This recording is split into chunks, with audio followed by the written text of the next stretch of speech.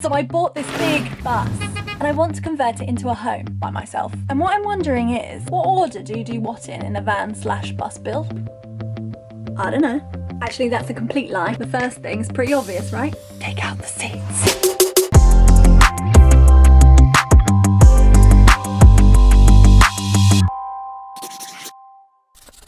It's my first day.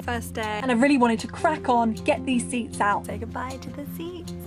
I'd never done anything like this before. Probably should have looked up a YouTube video, but I didn't. Anyway, what did I do? Well, I used one of the perks of renting a parking space with the company Shred and Butter, and I hired their help. Working with Rich today. Good job too, because taking the seats out of my bus was definitely more like a two-person job. One person, me, had to stay inside the bus and hold onto the bolts of the seats from the top, while the other person, in this case Rich, goes underneath the bus.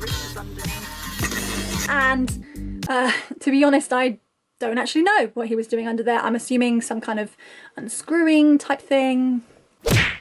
I started my bus build in the winter. We're talking December, January. And I don't know if you know what the weather is like in England in December and January, so let me tell you. It is cold, wet, and muddy. And the mud outside is atrocious. And poor Rich had to go under my bus in the pouring rain, basically looking like he'd rolled in a pile of Sorry, there was just no better word to describe that. But yeah, it's looking good. Seats are nearly out. Once we got all the seats loosened, we took them all out, and then we used these 2p coins.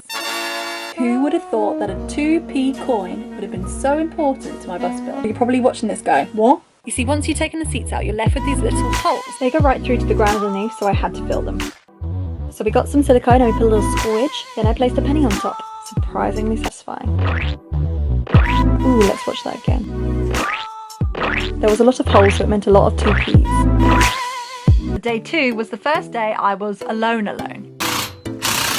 Basically, I took out these yellow rail thingamabobs. I just undrilled screws and they came out quite easily. Now I was left with an empty bus. A very empty bus. And this is where the question comes in of, what's next? There are so many options, sometimes it's hard to choose. Do I start with the ceiling, the walls, the floor? Do I want to smash it all down and start from scratch? Or do I want to build on top of what I already have? I don't know. These are my new mates, Josh and Charlie, aka Wandering Home. They have the same bus as me. They're converting it by themselves, and they chose to smash it all down and start from scratch to tackle the rust. Yeah, rust. Rust and Mercedes and rust. Apparently that's a thing. Yeah, maybe what Josh and Charlie did would have been a sensible idea. But let's face it, that looked like hard work. Really, bravo to you guys at Wandering Home. Needless to say, I didn't do that. I didn't have the confidence to pull up the seats on my own, let alone take up the whole floor. But you'll be pleased to know I did get professional advice, and they did a check of my whole bus and said that the rust was fine, and they sprayed the whole of the underneath with Underseal, which is a rust preventative. So I chose to build on top of what I already had, and I started with the...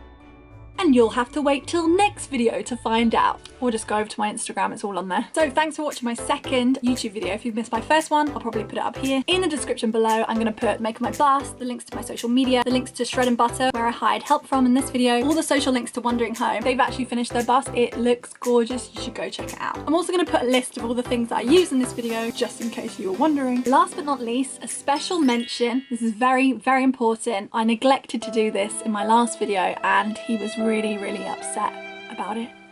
No, he wasn't. But he did mention it, so. In the last video, I introduced my bus and I named her, and I called her Bo. What I didn't say in that last video was who named her. Because, okay, fine, I didn't come up with the name Bo, right? It was my mate, Tom HOWROYD. Bo spelt B-O, B for bus, O for off, bus off. I don't know why I'm called that, actually. It was clever, I liked it, I stole it. Here's your mention, you better be happy with it. It's a whole couple of seconds long. I'm gonna make a big deal of it, Josie. And with that, that's it.